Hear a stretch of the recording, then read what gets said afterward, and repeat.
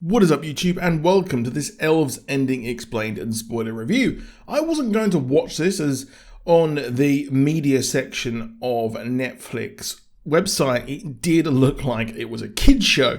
But boy, I was very, very wrong. This is like Gremlins, but not. Kind of.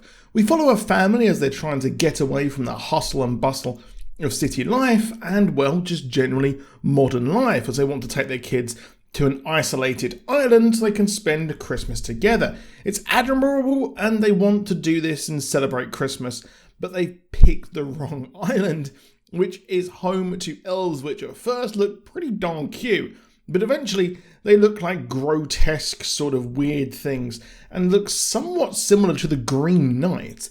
The dad of the family ignores the advice to follow the coastal road, the male urge to ignore women there, to their rented home, and hits an elf, leading to these events.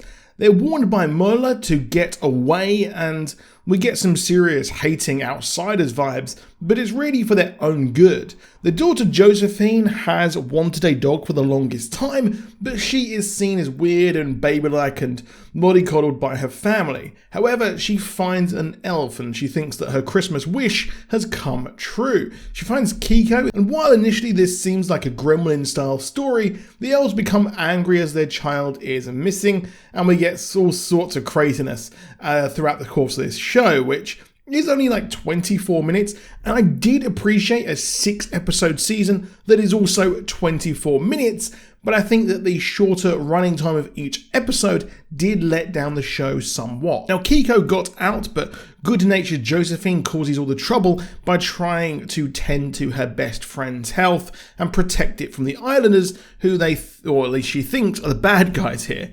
Now, Karen, the island leader, seemingly tries to distract the family with a dinner so Mola can go in and get Kiko so he can take it to the elves after one of his friends is killed, and the island want to stop these massacres from the creepy elves as they've seemingly had peace for 15 years. Now at the dinner, Karen does give a half explanation as to what happened in the past, and we have to fill it in with what we know about the elves. She explains that the fences on the island were set up to contain a chemical spill at a logging accident. However, it's really that these loggers discovered the elves, and the deforestation is what led to this bloodshed. It's a pretty apt story and very, very good to tell the dangers of logging and kind of destroying the environment is what's happening in the Amazon rainforest and happening around the world, except there aren't elves going around killing people. Hey, there might be, we just don't know. Now, these loggers found the elves, and the Karen's granddaughter's parents were actually killed. It's why she said to the mother earlier in the season, they don't chop down Christmas trees, they just prefer to keep them up.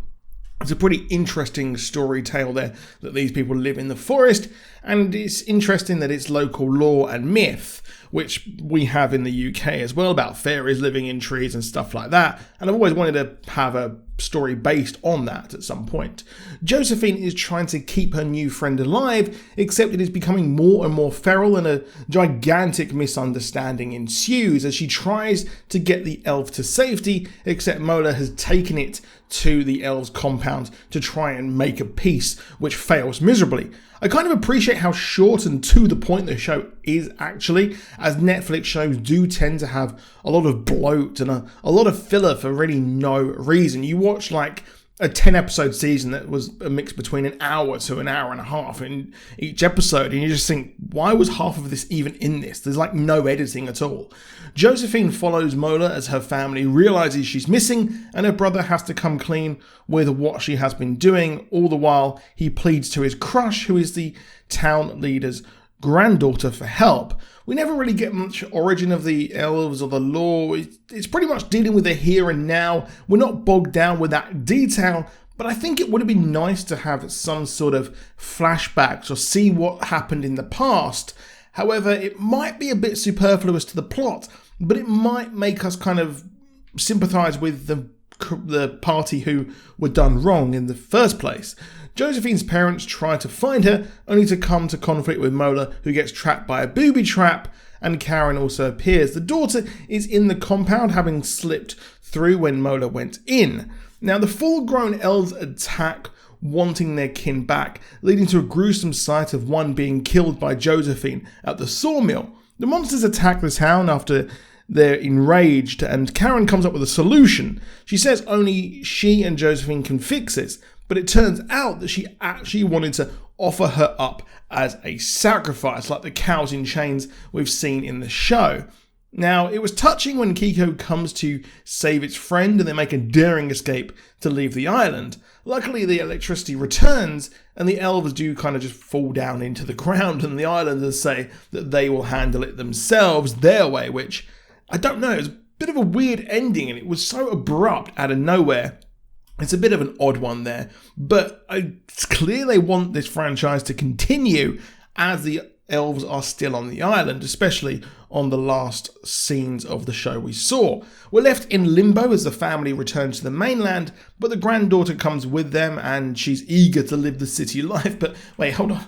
Who's she gonna live with? Does she live with his family now, or what is she going to do? It's absolutely odd.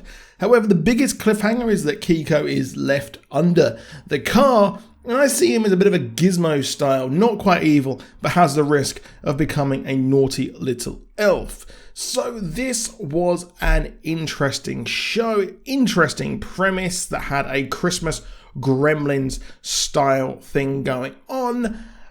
But I would have liked more time to gestate some of these ideas. The ideas that Kiko is actually, kind of different to the rest and things like that. And that the whole feud between the elves and the islanders is not actually as black and white as we saw. Because we saw them murdering people and you're going to think that I want the humans to survive. But they're the ones who, kind of caused all this. But it was nonetheless a pretty decent show. It's an easy watch at 24 minutes and 6 episodes. So I won't begrudge that in the days and times of where you're like, hey, I'm going to, why don't you watch this? And you go to watch it and it's like 6 seasons on Amazon Prime. And yeah, it's a simple one there. That might be leading me to be a bit biased. The show was okay. That's probably, it's a middle of the road effort, I think, there from Elves. Some of the plot could have been expanded somewhat more. But that is it for this video. Please do drop a like down below. Please do subscribe with notifications on if you want more from us. I might be back tomorrow with Hawkeye, hopefully, if I get time to watch it in the morning.